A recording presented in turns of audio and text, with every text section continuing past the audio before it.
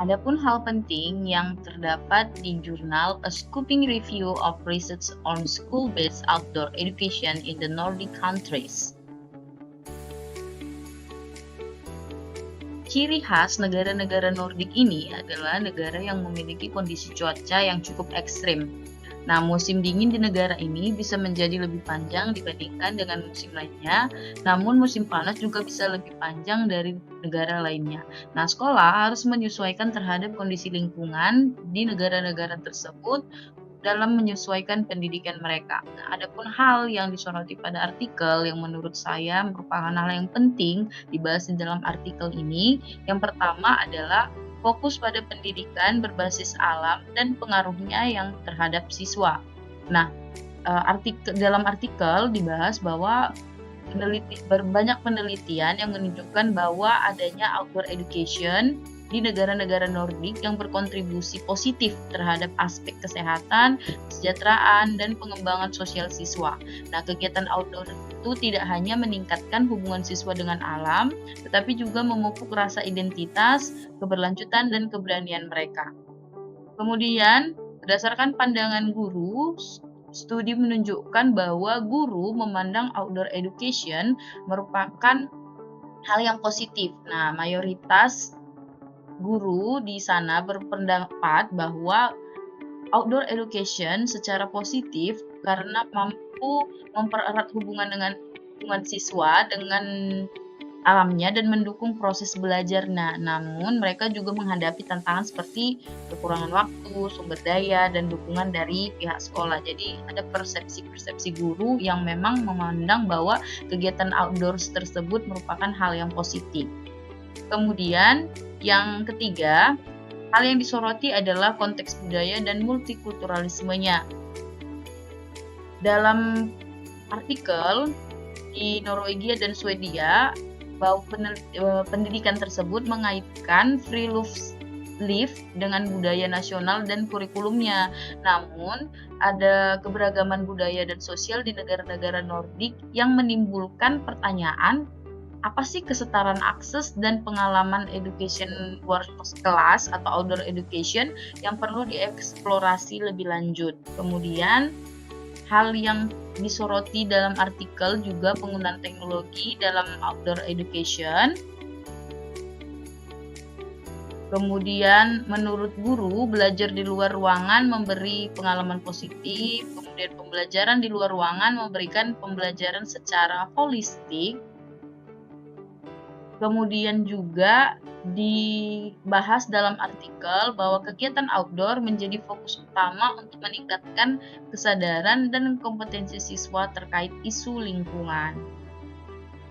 Meskipun begitu, terdapat tantangan dan hambatan ketika pembelajaran outdoor education ini diterapkan di sekolah. Yang pertama itu kurangnya waktu guru. Nah, beberapa guru mengaku mereka kekurangan waktu dan juga sumber daya yang memadai untuk merancang dan melaksanakan kegiatan di luar ruang secara konsisten. Kemudian keamanan. Nah, hambatan lain yang meliputi kekhawatiran itu adalah tentang keamanan. Tentunya ini menjadi hal yang perlu diperhatikan karena di luar sekolah. Nah, kurangnya pelatihan khusus dalam metode pengajaran outdoor dan kendala cuaca itu dapat mengganggu kegiatan di luar. Kemudian yang ketiga yaitu beberapa guru juga menyampaikan bahwa hambatan ini dapat berkurang seiring pengalaman dan peningkatan dukungan dari lingkungan sekolah. Jadi, dukungan lingkungan sekolah juga amat sangat mempengaruhi outdoors education ini. Sebenarnya secara keseluruhan dapat dikatakan bahwa pendidikan luar sekolah atau outdoors education dalam artikel ini menyatakan bahwa di negara Nordik memiliki landasan filosofi dan kebijakan yang kuat. Kenapa mereka menggunakan outdoor education dan menunjukkan manfaat luasnya bagi perkembangan siswa. Nah, yang menjadi bahan rujukan penting untuk pengembangan konsep outdoor education di sini sebenarnya adalah bagaimana konteks pendidikan luar sekolah ini dapat diterapkan juga di Indonesia. Untuk menjawab soal nomor 2, apakah outdoor education yang dimaksud pada artikel telah terimplementasi di Indonesia umumnya atau di sekolah Anda secara khusus? Nah, jika di dalam artikel tersebut setelah dianalisis, outdoor education di negara-negara Nordik biasanya terintegrasi secara sistematis dalam kurikulum sekolah dan didukung oleh pengalaman langsung mereka di lingkungan yang alami, seperti taman sekolah, kebun, atau alam sekitar di sekitar sekolah mereka. Nah, implementasi ini termasuk kegiatan pembelajaran yang diarahkan oleh guru dalam setting outdoor yang terstruktur dan tentunya didukung oleh prinsip keberlanjutan serta pengalaman langsung untuk meningkatkan pemahaman daripada siswa tersebut dan kesadaran siswa terhadap lingkungan siswa tersebut. Sedangkan di Indonesia, penerapan outdoor education secara umum dan di sekolah tertentu masih mengalami berbagai tantangan, termasuk kekurangan sumber daya, pelatihan guru, dan infrastruktur yang memadai. Nah, meski begitu, beberapa sekolah di Indonesia mulai menerapkan konsep outdoor education, terutama dalam mata pelajaran seperti pendidikan jasmani, seni, dan juga lingkungan hidup. Nah, contohnya ini ada sekolah yang mengadakan kegiatan belajar di taman sekolah, kebun sekolah, atau lapangan terbuka.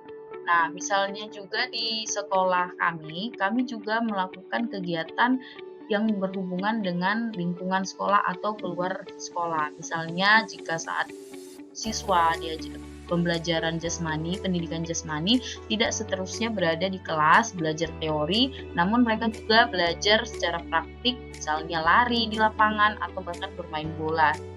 Kemudian contohnya yang lain itu ada beberapa sekolah di daerah yang mengadakan kegiatan berkebun seperti kegiatan pembelajaran IPA tentang tanaman dan ekosistem, serta kegiatan pengamatan alam sebagai bagian dari pembelajaran sains di luar sekolah. Nah, seperti dalam video yang akan saya tampilkan selanjutnya, sekolah kami juga ada mengadakan kegiatan di luar kelas.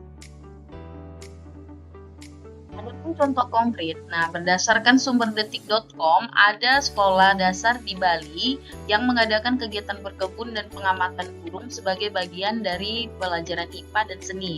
Nah, namun kegiatan ini tidak selalu dilaksanakan secara rutin dan formal di seluruh sekolah, seperti sekolah-sekolah alam yang berada di Bali, contohnya Green School, Sekolah Alam Jamur, Trihita Alam, dan lain-lain. Nah, di sekolah kami juga melakukan kegiatan yang berhubungan dengan outdoors, namun pada kenyataannya implementasi tersebut seringkali belum sepenuhnya terintegrasi dalam kurikulum formal secara konsisten dan berkelanjutan.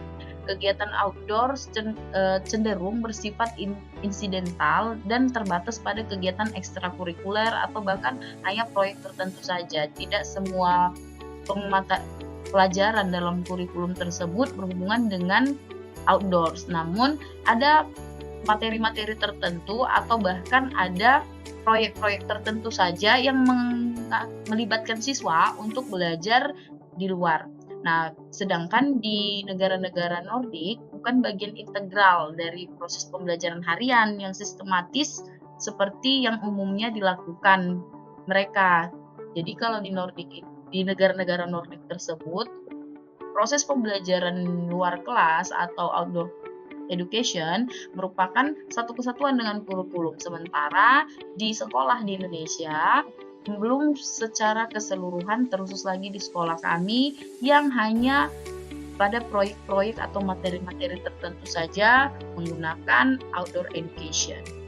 Nah, jadi dapat kita simpulkan bahwa implementasi outdoor education di Indonesia itu masih bersifat variatif dan belum secara luas menjadi bagian yang terintegrasi atau terintegral dari kurikulum formal di semua sekolah.